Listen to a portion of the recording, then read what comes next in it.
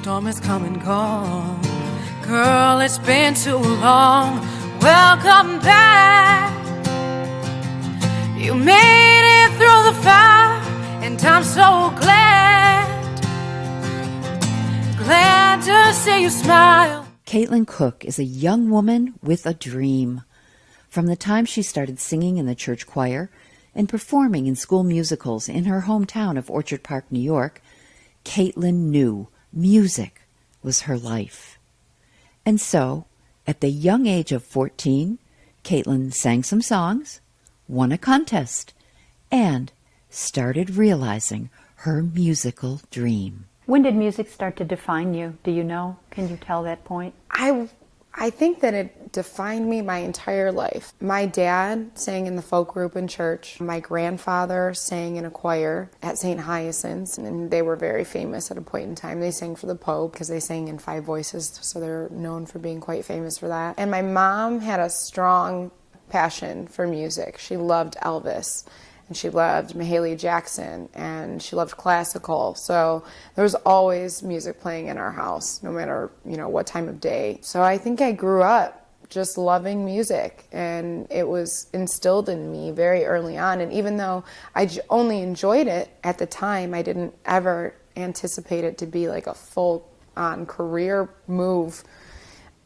I just loved it. And then when I was 14, I tried out for Buffalo Idol, which was our local American Idol. And to my surprise, and to my parents' surprise, I won it.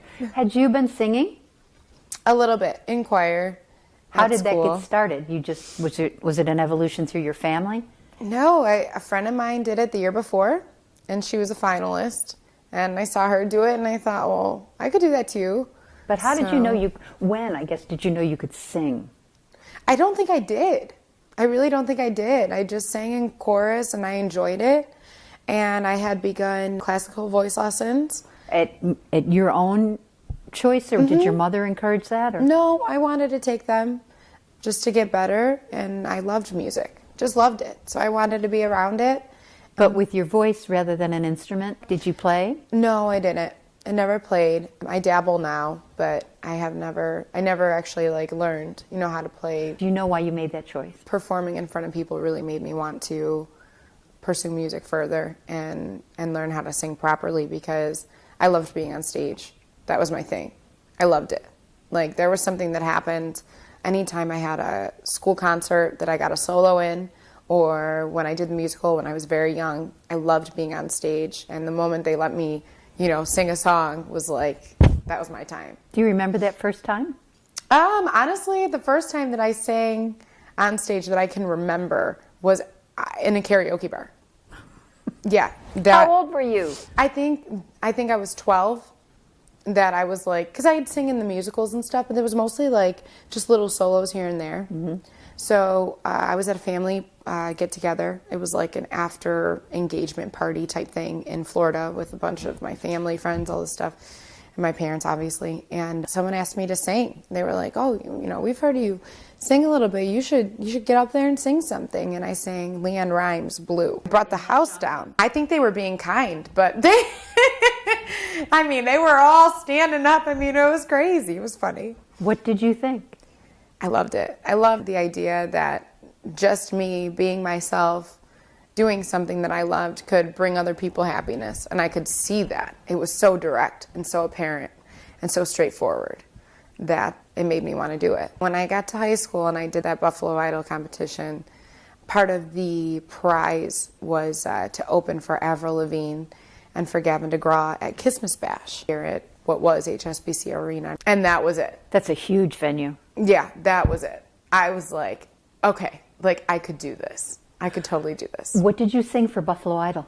Fallen by Alicia Keys. Do you remember how many people were in the competition? To start, I want to say probably 1,000, maybe. Wow. How long did it take? How long was the competition? It started in October, started in the fall, and then went through into the winter time. And I think Christmas Bash was in mid-December, right before Christmas time. I remember there being about 4 or 5 of us that it came down to. Was there ever a point when you thought you weren't going to make it? I don't think I ever thought I was going to make it. I remember the first audition, my mom took me there. It was like at 5 o'clock in the morning. And we took off, told school I was going to be late, all this stuff. And because I was 14.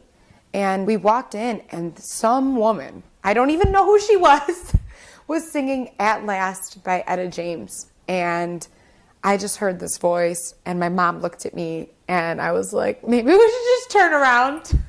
Let's call it a day, Mom, let's just head home now. And she just looked at me and she's like, well, do you want to stay? And I was like, okay, we're already here.